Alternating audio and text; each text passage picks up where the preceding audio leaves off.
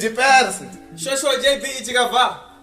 Jika laka malachi lana ku recorda xitrekanyana xin'wana. Ngwenya mala ku recorda. Nje track xin'wana xa rhyme xa Squeeze Mitu na track leya ya wena phole ya Igwa ngwenya asibinchumu amzama ekwa ngwenya ira swipi. Track leswa swamwe aswiba phole dai na beat swako hayi na sweswi ni ndze la karole ku beka beat xin'wana. Anta ku vona Dipersi anta ku vona. JB.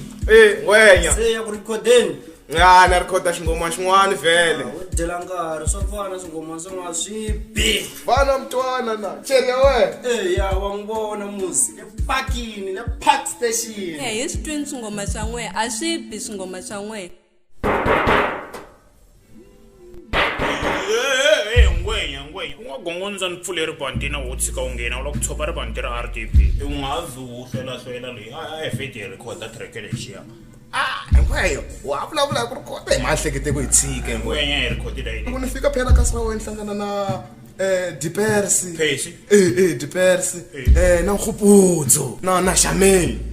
ora swipi swingoma swa hina ngwenya swipi Khuputsa tlhako amati karata a swipi swingoma swa se boy awanga zami ku pfula nyana cheche mara pfula cheche asufana musi ngwenya sufana na swipi mara ni nga chumayela and the bibele nga wari yona ni nayo yin'wana ankeni ku va xitlomile mapheji nyana lama geneza ikona mara swi nga lungi ngwenya ngwenya xitlomile mapheji xi endla yini hi wo manje xiboha zolo wait I interpretament anta chumayela and then rhyme ri ta khoma mike ngwenya and we ya chumela ku yini manje ngwenya na preacher for oni to preacher ku yini ina it past the for what I think I take kanjani isimple babona don meni kwajisa baloyi lava simple ni baba hi timing vabyeriwa ku meni n'wana Yohana wa Makewula vabyeriwa ku loko munhu hlupha vankulu Jesu i ta vuya na ku byela va nge tshungeni va n'wi chava Jesu va ngeti eka khiya rokota mloyi i vuni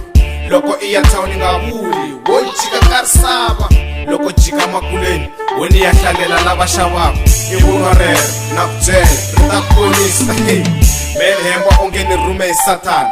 lero ni nga ku byela ta le America ni ri nkambaka eka na swichera leswi na swi kwajisa hi xikhongelo swi byeriwa ku loko woni ala bankulu Jesu a nge ku please ende a ni rivele ni rhandza no kwajisa vakhegula hi bibele ni endla hi vomu kwala va nga tala kona ni ku faya hi tatwa mukhegula Thembi a ku fela yini n'wana ngo ni ku haya no n'wi testa a ni tiyangi n'we kokwano e rhyme replay I tshiki swingoma swako a swipi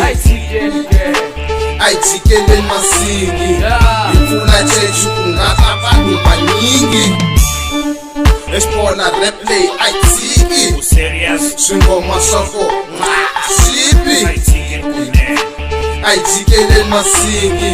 hi pfula kereke ku nga ta vanhu vanyingi ni nga yi hlaya hi reverse ni khome calculator ni multiplier diverse I'm the best interpreter ni xikhokho xa la tikweni na chance bibele ni tiva na life ya le tilweni ma-security ya le gatini ya ko i va konosa swi tlanga mpamu loko ngheni nkani u tsogonoza ho no byela vakorinto hi mafokisi loko Yesu a ri living Petro salana office ni blind hi bibele wa tlanga we meni khuvuriwe ni sale underwear na hi sign language ni nga khongela ko va hi ku vhele vanhu va nga twanga ku na va tongela wa swi tiva ku Jesu va ri u ta vuya njhani a Jozi ku na vhesi yin'wana yi ngo u ta chika hi parachute a hi pfuleni church ka repa hi na talenta hi fayina R1 loko kanjani ku nga tali kanjani we wa tlanga sani JB a xixaka Satani le checha hi wari na loko kala vana ha ku ndlela ntsena u hakela JB xi nga n'wi pfuxa mandela a no xi themendela xiplari dayideke no ku byela kereke ya masaveji ka hinkwavo va ta nghena hi rhyme replay I tshiki swingoma swako a swipi a tshikele masingi hi pfula chechu ku nga ta vanhu vanyingi exipona replay I tshiki swingoma swako Shipi Ayitikeleni ayijikeleli masingi ipfula kereke kungata vanhu vanyingi. Only rappers who create but never copy. MMP Abas Precis